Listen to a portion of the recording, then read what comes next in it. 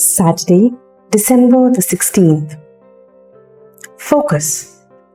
I tell you that Elijah has already come, and they did not recognize him. A few decades ago, especially in Goa, when a newborn baby was christened, it was customary to give the child at least one name of a beloved saint. The practice had its origin in the hope that the child would imbibe some of the virtues which that saint or ancestor possessed. This was also the custom in Jesus' time. We know that when Zachariah's son was to be named John, the people were surprised because the baby had no ancestor by that name.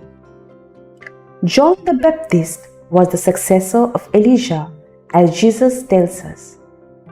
Jesus explains to the apostles that Elijah had already appeared in person of John the Baptist, but that they had not recognized him.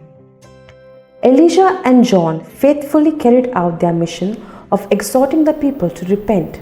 However, John the Baptist was the victim of injustice and suffered a cruel, undeserved death. Today, many do not recognize Jesus himself.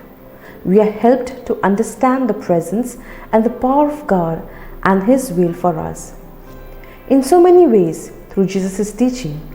Yet, we tend to turn a deaf ear or look the other way. We crucify Jesus all over again as He was crucified 2,000 years ago. Fruit. We could pray for a discerning mind and eyes of faith to realize when God is speaking and recognize His presence everywhere.